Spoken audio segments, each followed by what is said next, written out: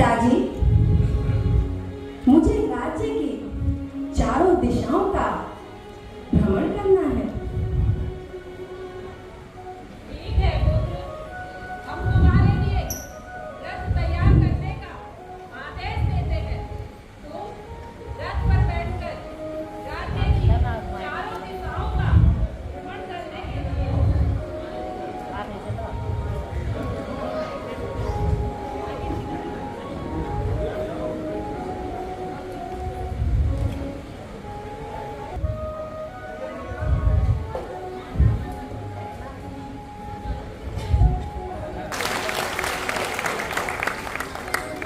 पिताजी, पिताजी,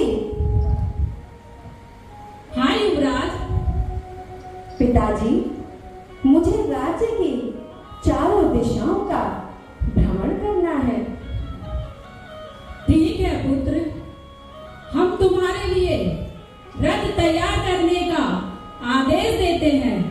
तुम रथ पर बैठकर राज्य की चारों दिशाओं का भ्रमण करने के लिए जा सकते हो। चलो पुत्र। सिद्धार्थ 4 घोड़ों के रथ में बैठकर छंद के साथ राज्य भ्रमण करने के लिए निकलते हैं।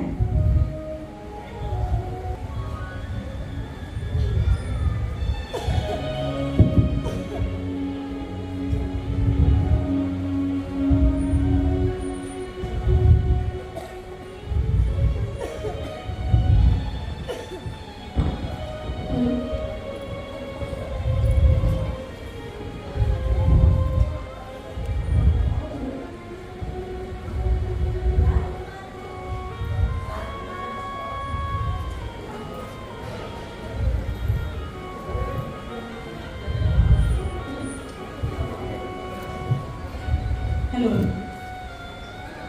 राजकुमार को देखने के लिए लोग बाहर निकल आते हैं। कुछ स्त्रियां केवल उसकी ओर एकटक देखे जा रही थी। ना उनके मुंह में शब्द थे, न चेहरे पर मुस्कुराहट। वे आवाज खड़ी थी।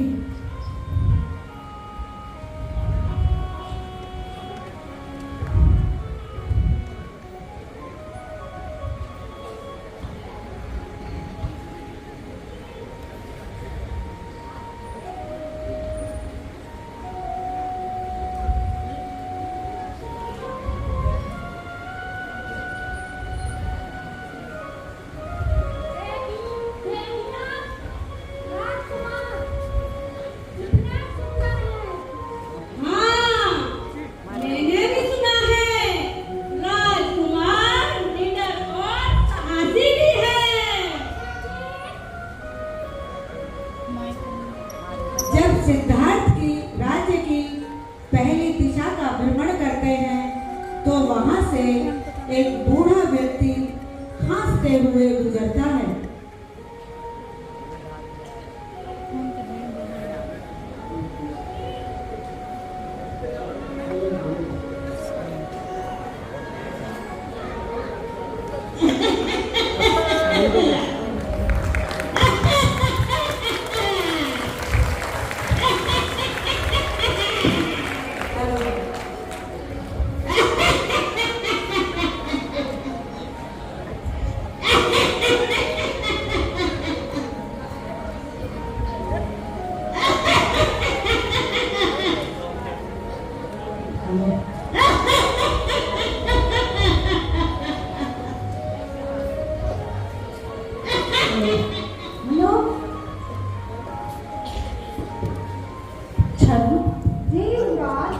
यह कौन है?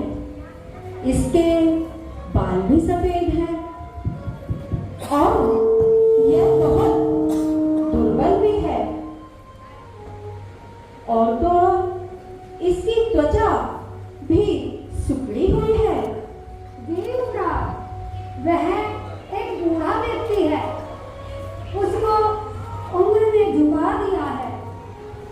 छल, देवराज, क्या सभी बूढ़े हो जाते हैं?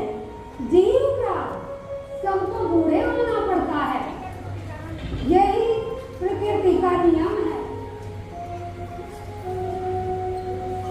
छन, जी युवराज।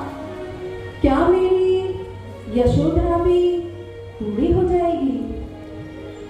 क्या मेरी शक्ति भी समय के साथ खत्म हो जाएगी?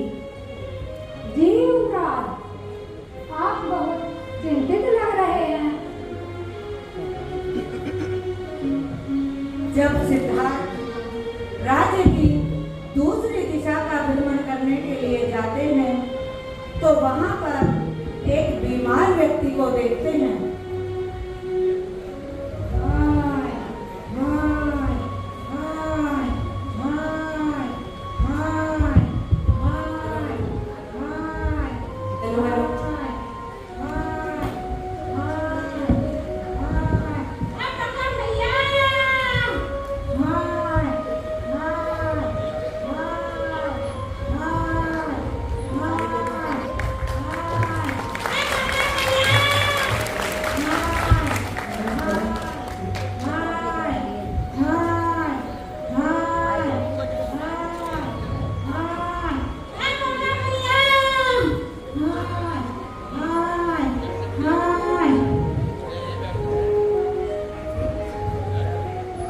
छन, जी युवराज।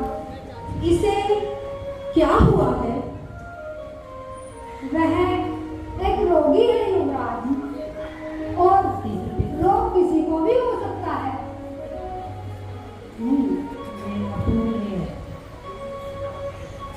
जब सिद्धार्थ राज्य की तीसरी दिशा का भ्रमण करने के लिए निकलते हैं तो कुछ लोग एक मरे हुए व्यक्ति को कंधे पर उठाकर ले जा रहे हैं।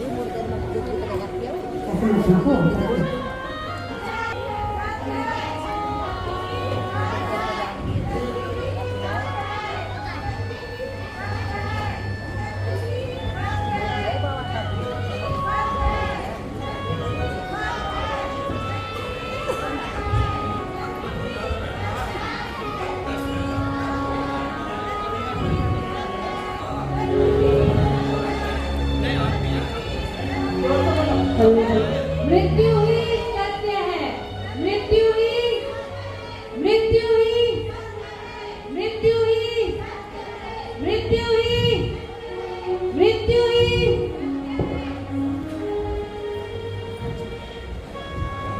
छन, जी युवराज। यह इस आदमी को ऐसे कहाँ ले जा रहे हैं? क्योंकि वह मर चुका है युवराज। क्या वह अकेले मरा है या अन्य लोग भी मरते हैं? नहीं नहीं युवराज, वह अकेले ही मरा है। जो कोई भी जन्म लेता है उसको मरना पड़ता है युवराज।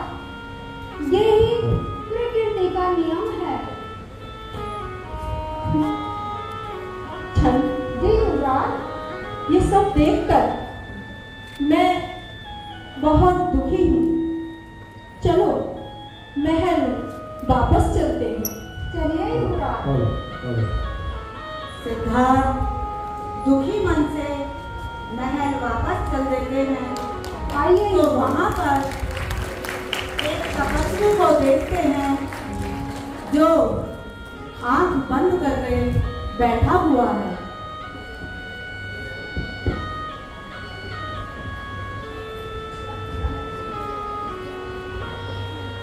रुको छन, जी युवराज।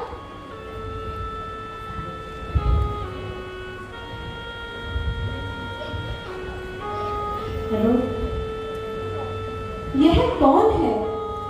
वह बहुत शांत है। अभी तक मैंने जिन्हें भी देखा है ये उन सबसे अलग भी है। जी युवराज, वह एक संत है।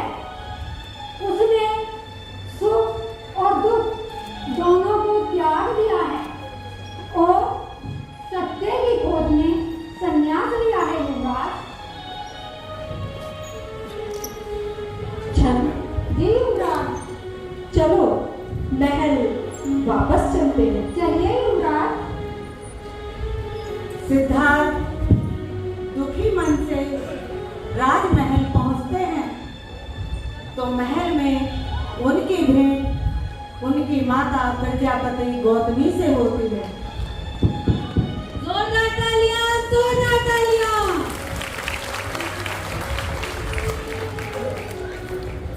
सिद्धार्थ, तुम उदास क्यों हो पुत्र?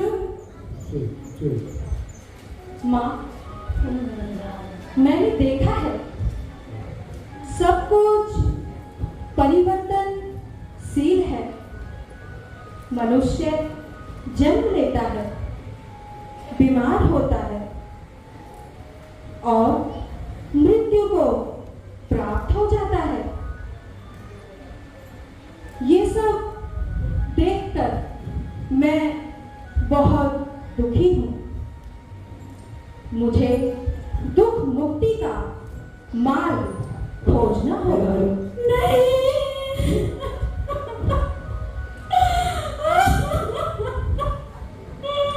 नहीं पुत्र नहीं।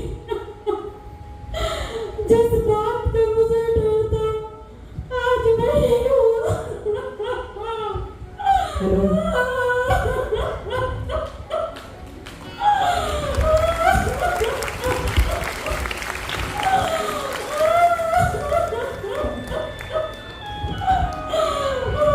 इन सभी घटनाओं को देखकर सिद्धार्थ व्याकुल रहने लगा और दुख मुक्ति के मार्ग पर विचार करने लगा।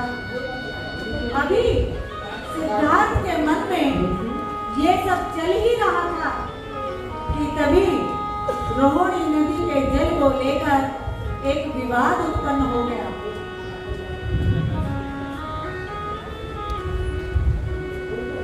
साक्यों और कोलियों के राज्य की सीमा से सटा हुआ एक राज्य था। रोहिणी नदी दोनों राज्यों के बीच में थी। साक्य और कोलिय दोनों ही रोहिणी नदी के पानी से अपने अपने खेत सींचते थे। हर फसल पर उनका आपस में विवाद जरूर होता था। जिस वर्ष सिद्धार्थ की उम्र 28 वर्ष की थी, उस वर्ष रोहिणी नदी के पानी को लेकर साक्यों और कोलियों में एक बड़ा झगड़ा हो गया। साक्यों में कोलियों ने सोचा कि इस विवाद को क्यों न युद्ध के द्वारा हल कर लिया जाना चाहिए। अतः साक्यों के सेनापति ने कोलियों के विरुद्ध युद्ध की घोषणा पर विचार करने के लिए साक्य संघ की एक सभा का अधिवेशन बुलाया।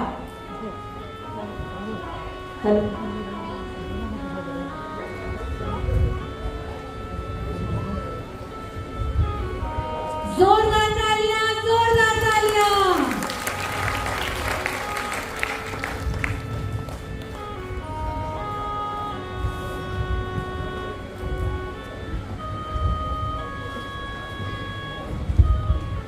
हेलो, क्या सभी लोग आ चुके हैं? क्या सभा शुरू की जाए? सेनापति जी, गुरुजी। हमारे शवों पर कोलियों ने आक्रमण किया है।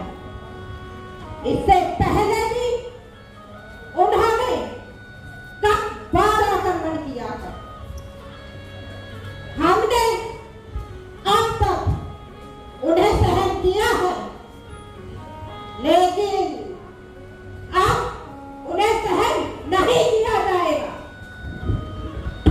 उन्हें रोकना होगा और उन्हें रोकने का एक ही रास्ता है कि कोलियों के विरुद्ध युद्ध की घोषणा कर दी जाए और जो इसका विरोध करते हैं वह बोले। मेरे विचार में शाक्यों को कोलियों पर युद्ध करने में जल्दबाजी नहीं करनी चाहिए। युद्ध से हमारे उद्देश्य की पूर्ति नहीं हो सकती, परंतु एक और युद्ध का बीज आरोपण हो जाएगा। किसी भी हत्या करने वाले को कोई और दूसरा हत्या करने वाला मिल ही जाता है। किसी जीतने वाले को कोई और जीतने वाला मिल ही जाता है। हमें यह पता लगाना होगा कि दोषी कौन है। मैंने सुना है हमारे आदमी भी आक्रामक रहे हैं। यह ठीक है कि हमारे आदमी भी आक्रामक रहे, लेकिन हमें यह नहीं भूलना चाहिए कि पहले पानी लेने की बारी हमारी थी। हाँ, हमारी थी, हमारी है। हाँ, मेरा प्रस्ताव है कि हम भी अपने में से 2 आदमी चुनें और शाक्यों को भी कहें कि वे भी अपने में से 2 आदमी चुनें। ये 4 आदमी मिलकर एक 5वें आदमी को चुनें और ये 5 आदमी मिलकर इस झगड़े का समाधान करें। जब तक गोलियों पर कठोर दंड नहीं दिया जाता, तब तक इस समस्या का समाधान नहीं होगा। मेरी संघ से प्रार्थना है कि शाक्य और कोली निकट संबंधी नहीं हैं। युद्ध करना ठीक नहीं होगा। हाँ, ठीक नहीं होगा। ये बुद्धिमानी नहीं है कि हम एक दूसरे को बर्बाद करें। युवराज, राज्य के हित में अपने सगे भाइयों से भी लड़ना पड़ता है। युद्ध करना क्षत्रिय का कर्तव्य है। जोरदार तालियां, जोरदार तालियां। जहां तक मैं समझता हूं, बुद्धिमानी इसमें नहीं है कि हम एक दूसरे को बर्बाद करें। हमें इस विवाद में नहीं पड़ना चाहिए। हमें संघ का विचार लेना चाहिए। हाँ, संघ का विचार लेना चाहिए। दूसरे दिन सेनापति ने शाक्य संघ की एक और सभा बुलाई, जिसका उद्देश्य था अनिवार्य सैनिक भर्ती की योजना पर विचार करना। सभा में दोनों पक्ष उपस्थित थे। एक वे जिन्होंने युद्ध के पक्ष में मत दिया था, दूसरे वे जिन्होंने युद्ध के विरोध में मत दिया था। सभी बैठ जाते हैं, लेकिन अपनी बात कहने का साहस कोई न कर सका। यह देखकर सभी मौन बैठे हैं।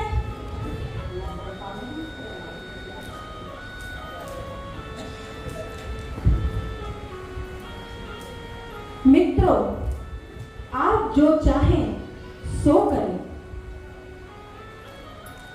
बहुमत आपके साथ है, लेकिन मैं इस युद्ध में भाग नहीं लूंगा। उस सबक को याद करो जो शाक्य संघ का सदस्य बनते समय तुमने ग्रहण की थी। हाँ, मैंने अपने तन, मन और धन से शाक्य संघ की रक्षा करने की शपथ ली थी, लेकिन मैं ये नहीं मानता कि युद्ध शाक्यों के हित में है। तुम्हारा यह भाषण तुम्हारे किसी काम नहीं आएगा।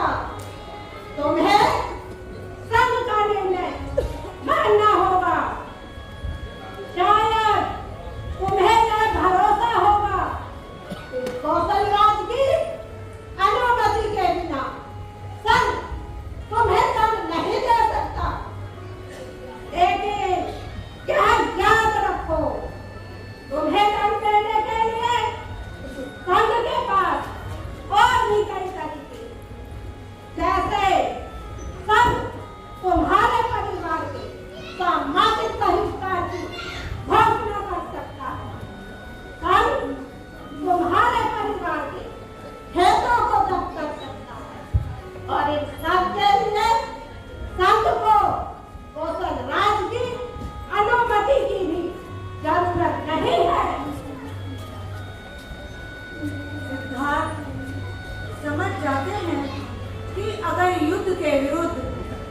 विरोध जारी रखा तो इसके परिणाम बिल्कुल अच्छे नहीं होंगे।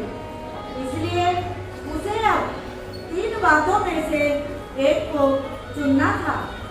सेना में भर्ती होकर युद्ध में भाग लेना, फांसी पर लटकना या देश निकाला स्वीकार करना, अपने परिवार के लोगों का सामाजिक बहिष्कार और उनके खेतों की जब्ती के लिए राजी हो जाना। कृपा करके मेरे परिवार को दंडित ना करें, उनका सामाजिक बहिष्कार ना करें, उनके खेतों को जब्त करके उन्हें जीविकाहीन ना करें। वे निर्दोष हैं, दोषी तो मैं हूं। आप चाहें तो मुझे फांसी पर लटका दें, आप चाहें तो मुझे देश से निकाल दें। मैं खुशी खुशी स्वीकार कर लूंगा। मैं वचन देता हूं कि इसके बारे में मैं कौशल राज को भी नहीं कहूंगा।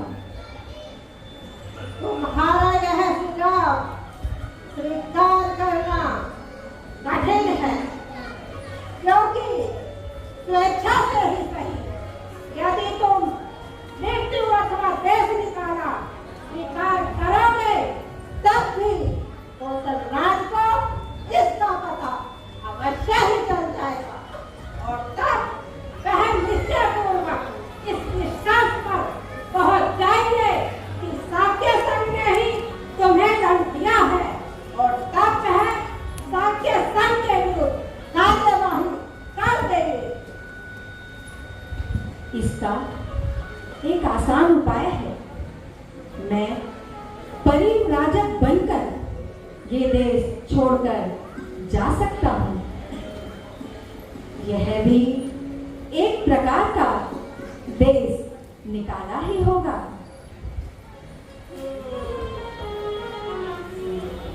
यह मार्ग एक अच्छा रास्ता।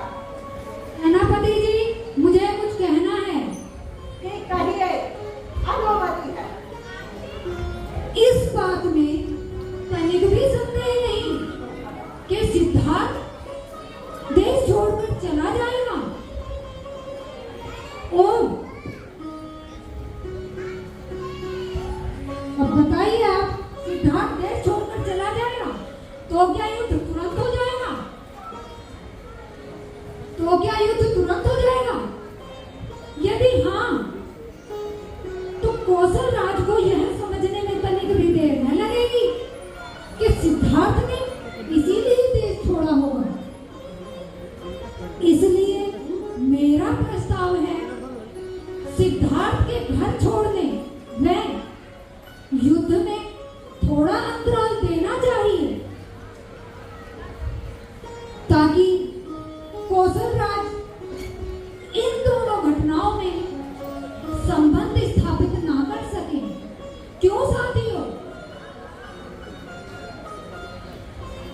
इस प्रकार साक्य संघ का दुखद सत्र समाप्त हुआ और सिद्धार्थ का परिव्राजक बन देश छोड़ने का प्रस्ताव पास हो गया।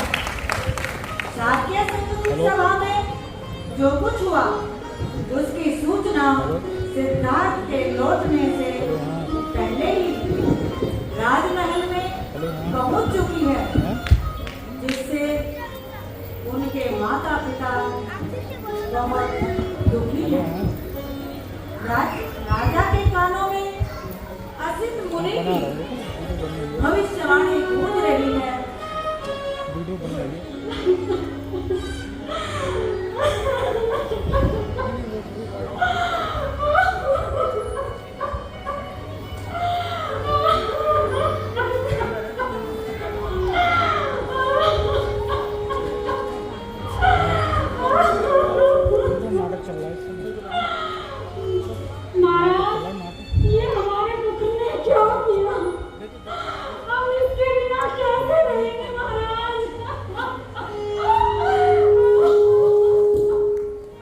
संभालो अपने आप को महारानी। मुझे डर है असित मुनि की भविष्यवाणी सच न हो जाए।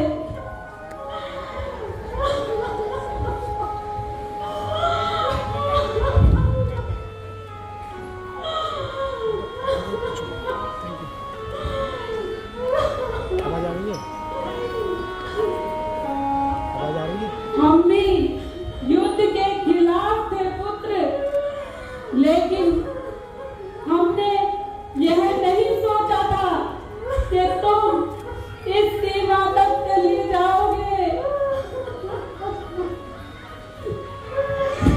मुझे भी मालूम नहीं था कि परिस्थिति ऐसा मोड़ ले लेगी।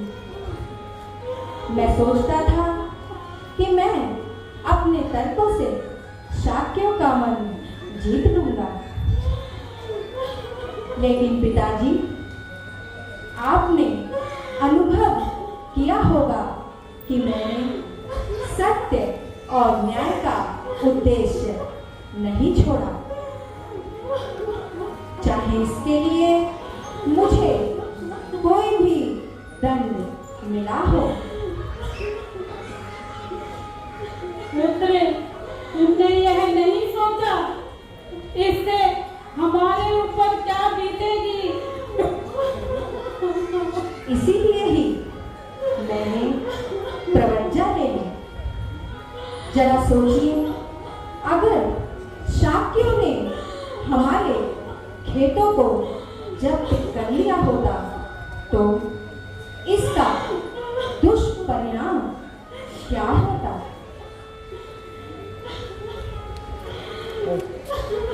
पुत्र, तुम्हारे बिना इन खेतों का क्या लाभ, हमें भी अपने साथ ले चलो।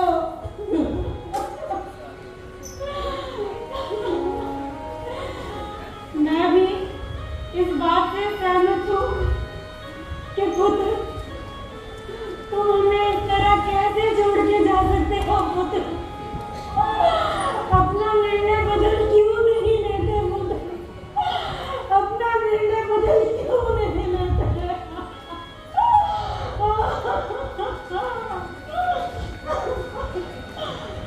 माँ, तुम इस प्रकार दुखी होना शोभा नहीं देता। तुम एक क्षत्रिय की माँ हो। अगर मैं युद्ध भूमि में मारा गया होता तो क्या तुम इसी प्रकार से दुखी होती? नहीं पुत्र, नहीं।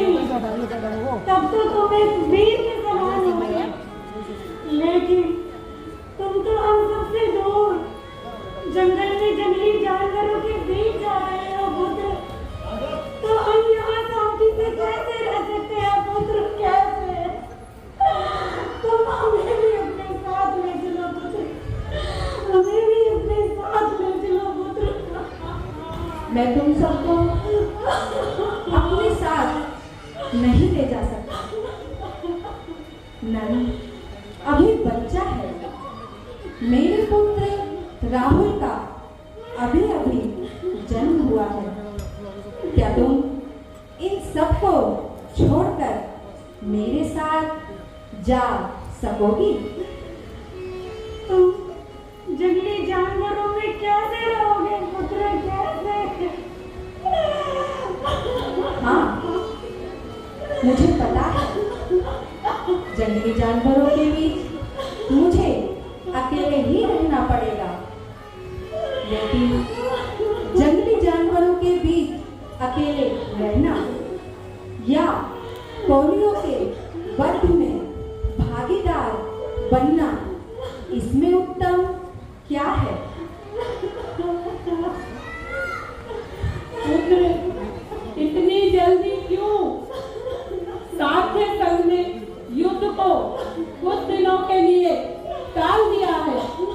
हो सकता है युद्ध ना हो। तुम अपना फैसला बदल क्यों नहीं देते? क्योंकि मैंने वचन दिया है, इसीलिए सातवें सल ने लड़ाई को टाल दिया है। मैंने वचन दिया है, इसीलिए मुझे अपने वचन का पालन करना होगा।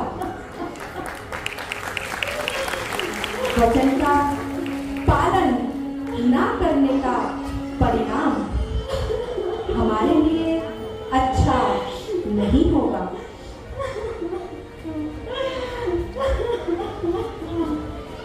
माँ, मेरे मार्ग में बाधक ना बनो।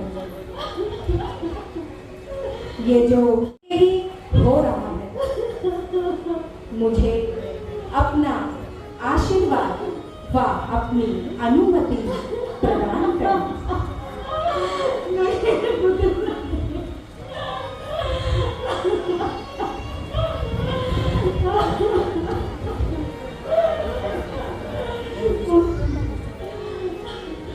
अपने निर्णय बदल क्यों नहीं लेते पुत्र? हम तुम्हारे बिना कैसे रहेंगे पुत्र? कैसे रहेंगे? चलो, वे नहीं सुनेगा हमारी। महाराज से रोको, महाराज, पुत्र रुक जाओ पुत्र।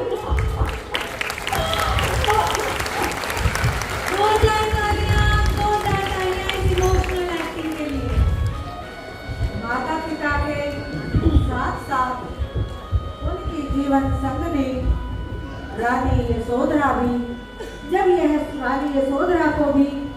यह सूचना मिली तो ये खबर उनके लिए सदमे से कम नहीं थी। मानो जैसे कोई पहाड़ टूट पड़ा हो।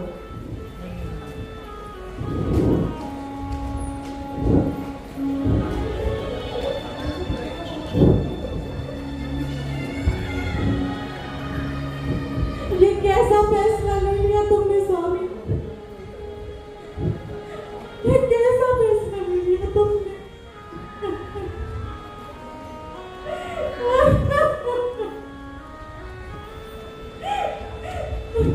रो मत पुत्र। तुम्हारे पिता कहते हैं कि मनुष्य दुख का उपाय ढूंढता है और दुख का कारण ढूंढना है। वो कहते हैं कि उन्हें अपने प्रश्नों का उत्तर चाहिए, परंतु मेरे प्रश्नों का क्या? उनके पुत्र के प्रश्नों का क्या? मत करिए ऐसा स्वामी।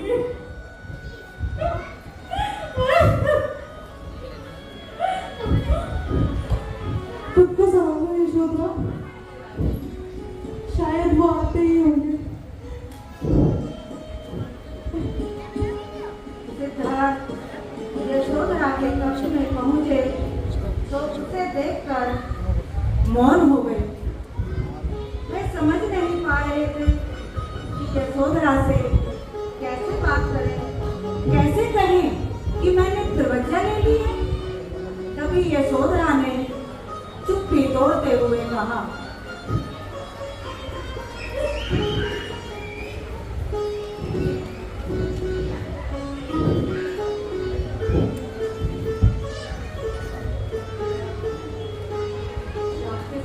सभा में जो हुआ वो मैं सुन चुकी हूँ। यशोधरा, तुम बताओ, मेरे निर्णय के बारे में तुम क्या?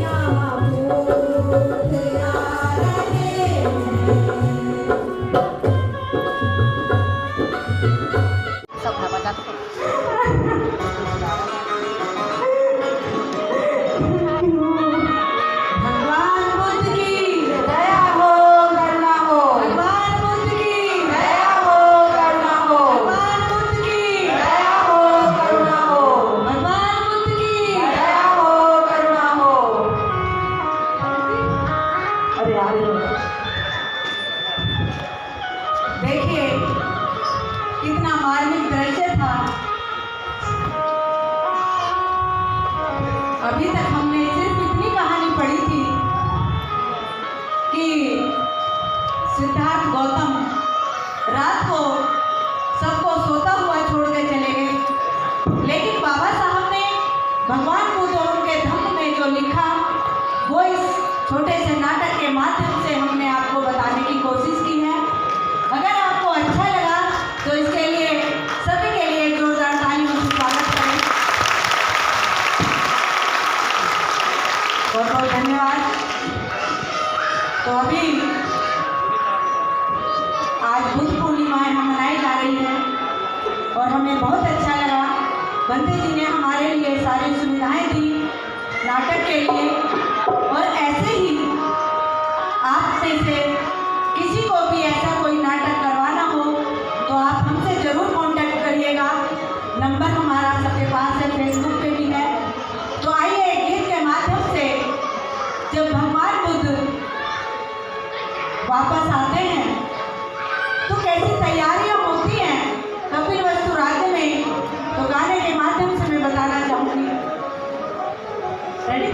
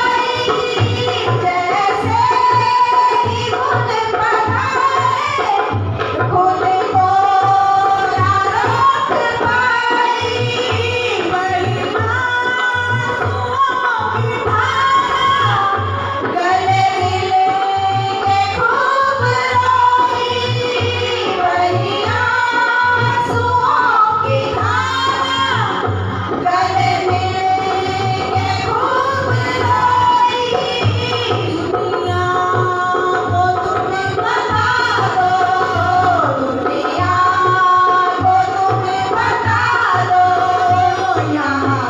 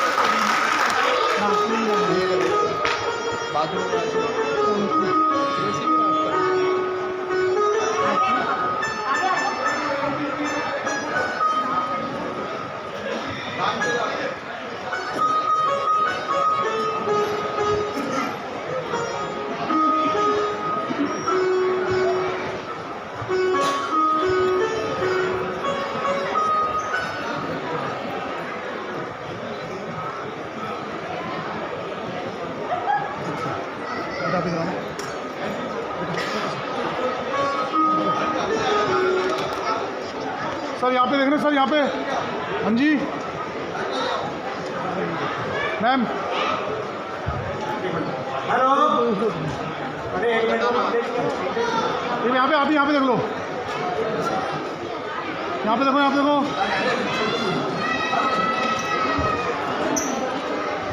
Thank you.